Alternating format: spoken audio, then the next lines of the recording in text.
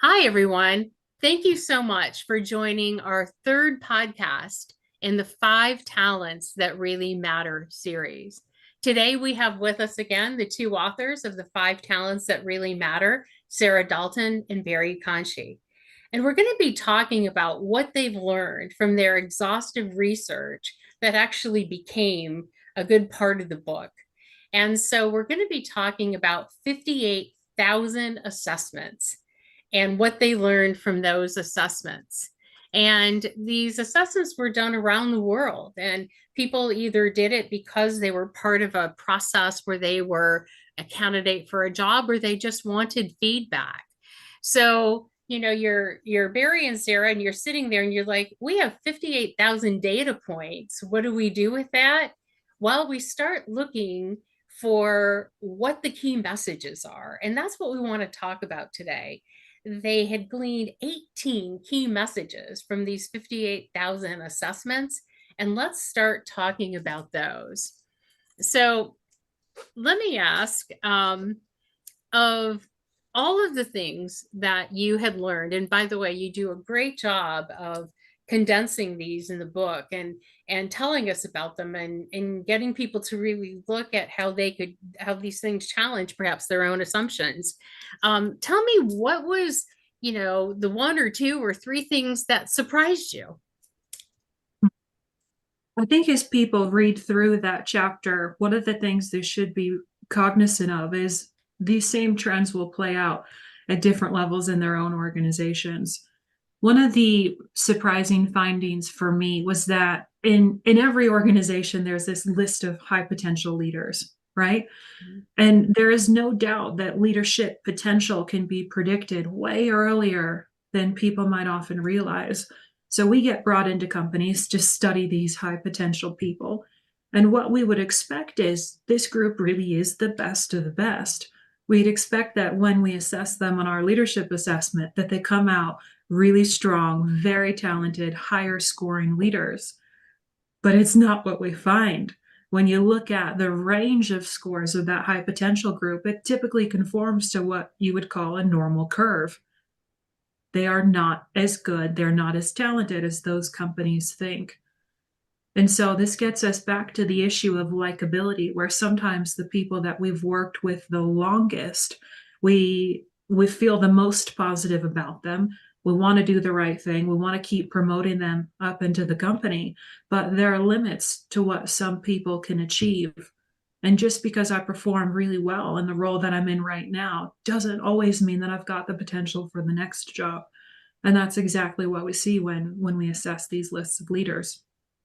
So basically, their high potentials were, probably some high potentials in that group, but essentially they were a normal distribution. And I And think that's think about this, Pamela, because yeah. you're absolutely right. How did they get nominated to this list? And typically what happens is either each division or each functional leader gets to nominate one, two, or three people from Mhm. their organizations. Now, when people talk about calibration Mhm. around leadership potential, that word lacks the precision that is intended in its use. And what you end up with is just a distribution of, there might be the best people from each part of the organization, but that doesn't add up to a meaningful prediction that these are the very best people overall. So that's the reason why we find this situation. But it is surprising when you see it played out in real life. It is, especially when a lot of organizations go through these succession planning processes or talent review processes, and they have a nine box. And we know that the best place to be in a nine box is the upper right hand quadrant. Nobody wants to be in the lower left hand quadrant. And so you're right. They talk about who's high potential in my business, who's high potential in my group. And then they get populated in these boxes. And then at some point, you have to step back and say, are these people really high potential?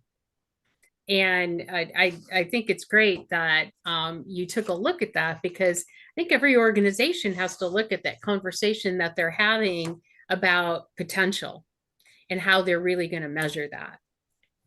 Well, when you talk about the 9 box, what about the people who don't make it into the top right quadrant, but who might be brilliant in the next role? And yet the talents that they have either aren't being surfaced where they are right now, or it's being suppressed by the people above them. Right. And that's some of the most rewarding work that we get to do, because when we assess high potential populations, or when we assess broader populations to figure out what talent is in the organization, we sometimes uncover people who've got the talent to be the next brilliant leader in that company. And yet they were never on anybody's list.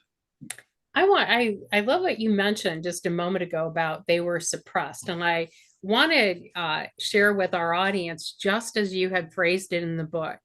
In every organization, we find outstanding leaders, often women and minorities, deeper in their structures, who are being held back, undermined, suppressed, and generally mismanaged by weaker, typically male leaders and executives.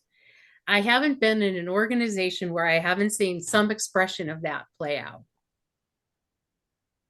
I think in the example that we gave, I mean, it is surprising to see this, but I don't know whether you remember when McKinsey brought out the War for Talent. Yeah. Oh, yeah. And, you know, this was essentially a treatise that said the companies that get the most talented people are the ones that are going to win in the future. That's essentially the thesis. Yeah, yeah. And, you know, a lot of people got really excited then about talent, even though they couldn't really define it very well. Well, our thesis is a little bit different. The war for talent can actually be won inside your own organization if only you open your eyes. Now, it's not always the case that there are hidden gems in every company, but it's nearly always the case that people aren't that bothered looking for them. Right? Now, you can look and not find, which is fine. But what we tend to find is that there are brilliant people hidden in organizations, and they tend to be suppressed. Now, we mentioned women and minorities as, you know, the two groups that tend to suffer the most from this. I'm not going to go into projections as to the reasons why, because it would just be my own subjective perspective. But the data is pretty clear. Some leaders struggle with highly talented leaders on their teams, and they suppress them. They either get poor performance reviews, they don't get any oxygen or publicity through the organization. Nobody knows who they are. In the preface to the book, we tell the story of a company that we worked with during an acquisition, where we found this brilliant woman that was hidden under a male leader who was a shocking leader. He was just a very, very poor manager of people. And she called the experience of going through our assessment liberating with respect to her career, because she was promoted above this guy.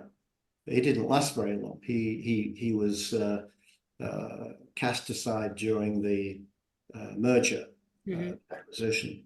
She was put into the leadership position. She was brilliant. CEO never heard of her. She was only 4 steps down from the CEO. CEO had never heard of her. Executive team had never had her on any list. Now, I'd like to think it was an exception, but it isn't an exception. Now, I've got to say, some companies are really good at spotting talent early on, and they do fast track people. They do take risks with people. We'd just like to see more companies doing it. So that was shocking to me, finding that out. The other thing that, as I was going through the 18 things that you highlighted, one of the things that really stuck out to me had to do with leadership deficits. And you found that there's a significant leadership deficit in strategic thinking and growth orientation that is a product of poor initial selection decisions for first and second level managers. And the reason I think this is so important is, if you look at organizations today, what do they say? We want strategic thinking. We want a growth orientation. We want to grow the company. They all pick growth orientation as a competency if they're using a competency model. But yet you found that, this is a deficit. Could you say more about that? Well, we quoted a CEO in this section, lamenting the fact that as he looked at his top leadership levels, couldn't find the strategists. He had plenty of people who could roll their sleeves up and get stuff done, but no real strategic thinking partner who could help him craft the future direction of the company. This company, by the way, employs 280,000 people. Wow. So this is not an insignificant issue. And so he said, where are all the strategists? And I had a conversation. I said, well, I've got a thesis around this. Let's go looking for it. And my idea was that because action orientation is such an important attribute in top leadership level, indeed, it dominates in many companies, action orientation, it can become a problem. My idea was that maybe people who aren't action oriented aren't surviving very long at lower levels. Yeah. So we went deeper into the organization. We had a bunch of other assessments that we conducted, and we found out that these people were getting terminated lower down the organization.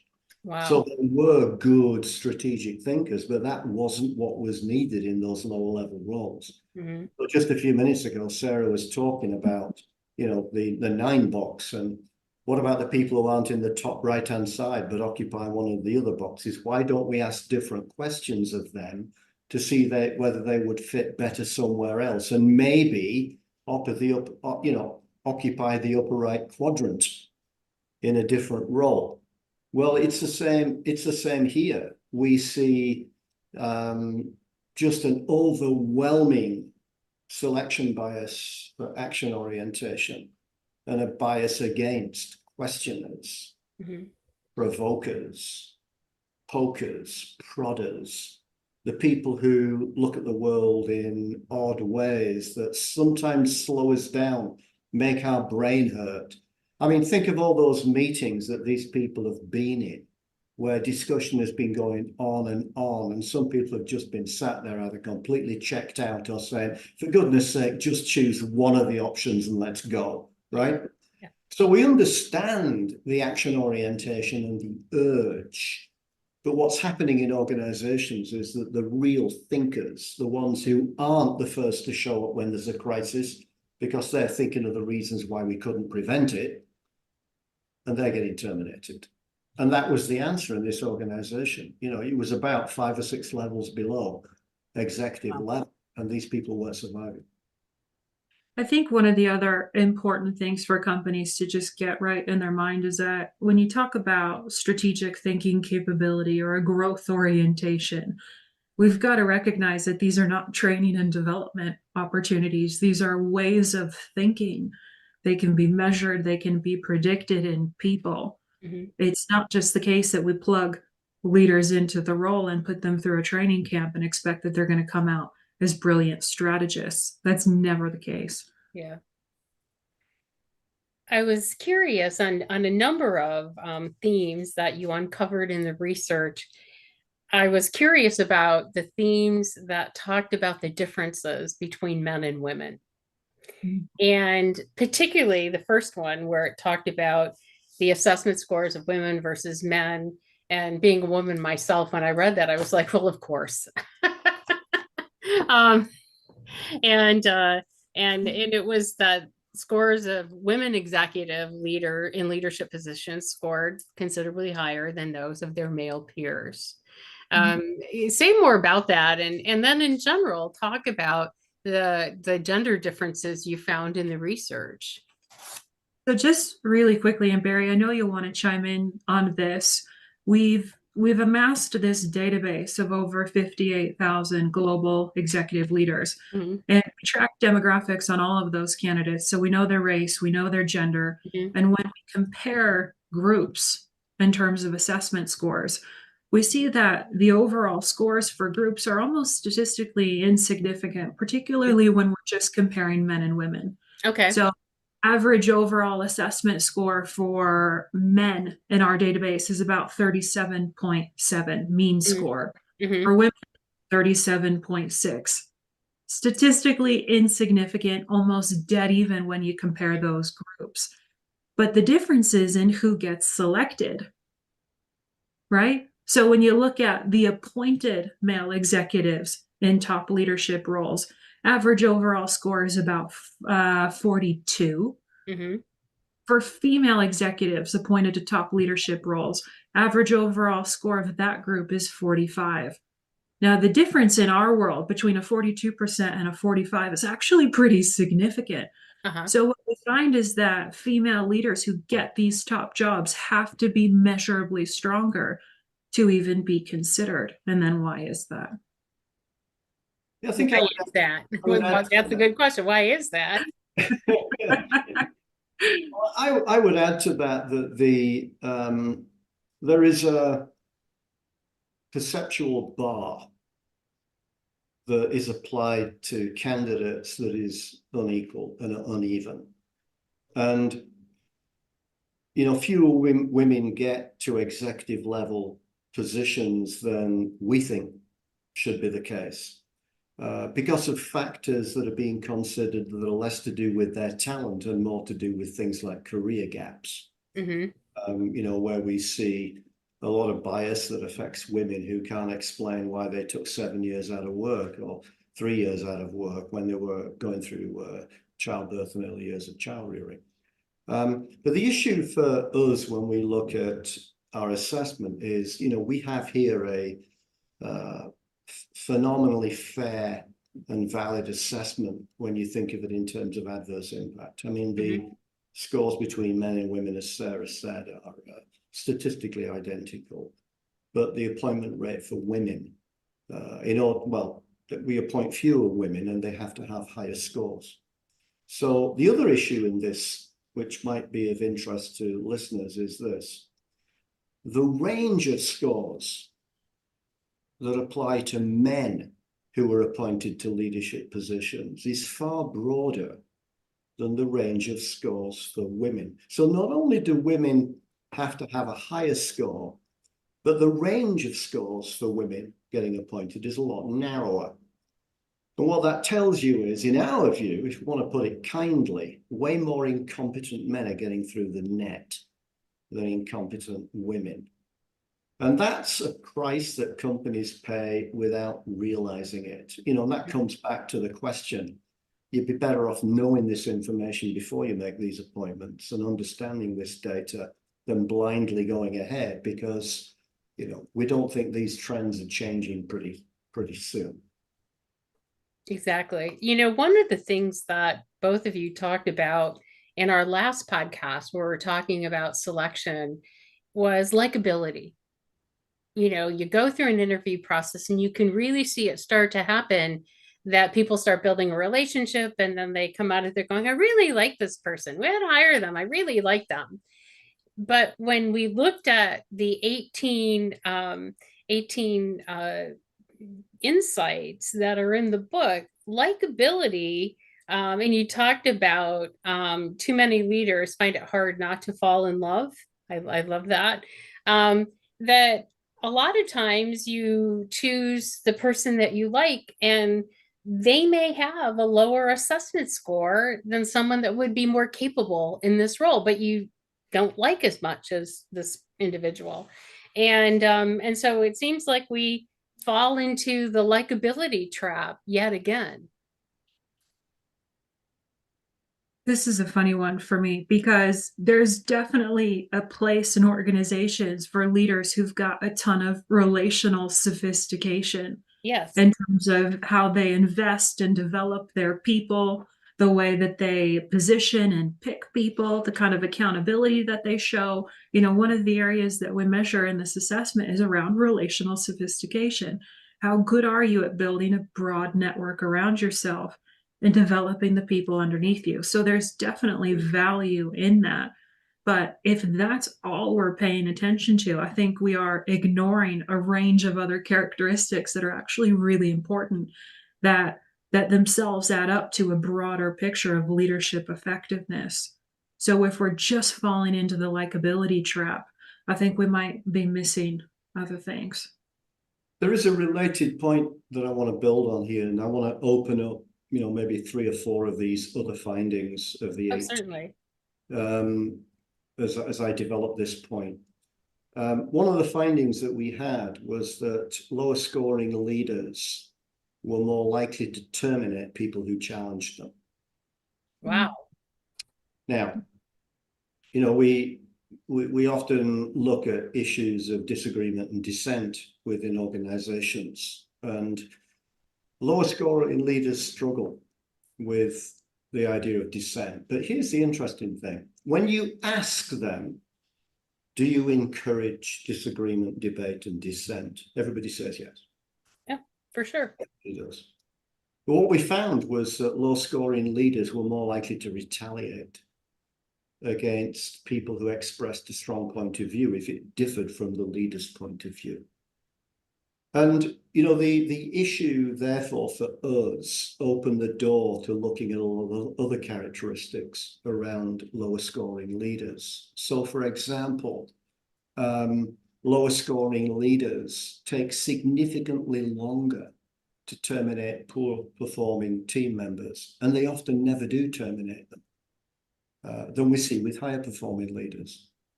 So if you've got moderate leaders in your organization, it's likely that you've got survivability bias amongst your employees because nobody's leaving.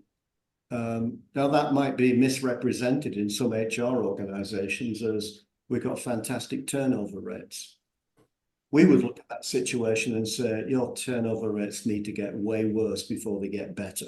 And you need to clear out a lot of dead wood in the organization. So, in those circumstances, low performing leaders are a disaster.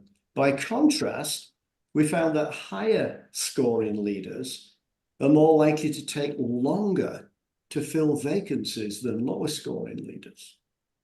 And you might think, well, that sounds bad. Now, it's what Sarah was referring to before. You got to hold out for the best candidate. And a lower scoring leader is less talent focused than a high scoring leader, so they fill vacancies quicker. In fact, they often refer to the speed with which they fill vacancies as an asset, supporting why they believe they themselves are stronger leaders. And it's really quite staggering to me. You look at data like that and you think, oh my goodness, not only might we be measuring the wrong things in the organization and exacerbating the findings that we're talking about here, but we might be building an organization with more moderate leaders than we could ever really afford to live with. And, the consequences are disastrous. So I just wanted to add those 2 points to that. I think that's a great point. How many times have we seen goals or KPIs for recruiting that are about days to fill? Not about the quality of the candidate, not about fit, but they're about days to fill. And you see that as well. You see that some leaders are compensated and have goals around how long it takes for them to fill an opening. And it could have nothing to do with that the ability of that person to perform and lift the performance of the organization. It's just that we filled it in 30 days. Clap, clap, clap. This is where we're trying to get more sophisticated in how we partner with some of our clients, because if we get them really good data, and we can do this recruiter by recruiter around how talented their candidates are, how talented the candidates are that are ultimately being selected into the company, then we can help HR people have really good conversations with the business around the quality of the hires that we're bringing in. So it all goes back to, do you have good data coming in and how are you using it? Exactly. One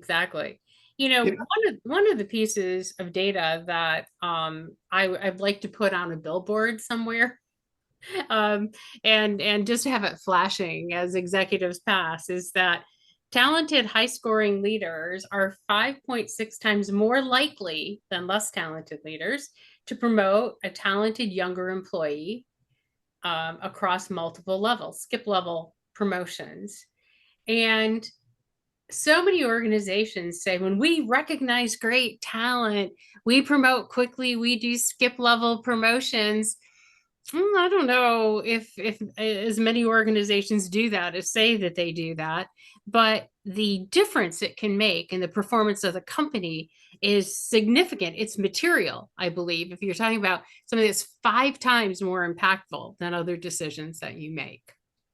So think of a series of connected themes here, Pamela, which are really rotating around the variance we see between more talented leaders and less talented leaders. I mean, I mentioned dissent and disagreement and how you handle that. And lower scoring leaders don't handle it well. They tend to retaliate. Higher scoring leaders tend to encourage it. This particular issue on skip level promotions is predicated on a question that is very difficult for people to answer, or some people it's very difficult to answer. And that question is, how do you feel when someone who reports to you gets promoted above you? How do you feel? Not does it happen, not do you encourage it, not do you think it's a good thing? How do you feel about it? And what we find, and it's a massive difference, is that low scoring leaders hate it. Yeah. Because they think they're next in line. They don't think of their performance. They don't think of their talent. They think of their entitlement. Mm-hmm. And if they stick around and you've got a newcomer in your team and they're hitting it out the park, Mm-hmm. everybody else notices and thinks that person needs to be your boss or boss somewhere else. They find that a personal threat. And it's a relatively small percentage of leaders who lean into that situation and love it.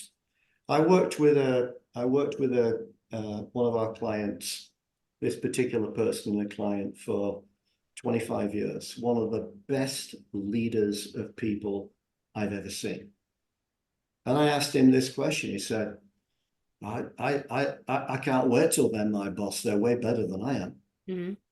He said, my job's to make sure he doesn't screw up and make mistakes and prevent himself getting there or her, but my job's to get that person promoted. Now, the interesting thing is that leader was known as a promoter of talent in his organization. And I would sit down with leaders in that business and we would call out the names of people that were now in senior positions that once were on his team. Mm-hmm. There was about a dozen of them, and Wow. they were phenomenal people. That's the exception, and we need to turn it into a rule.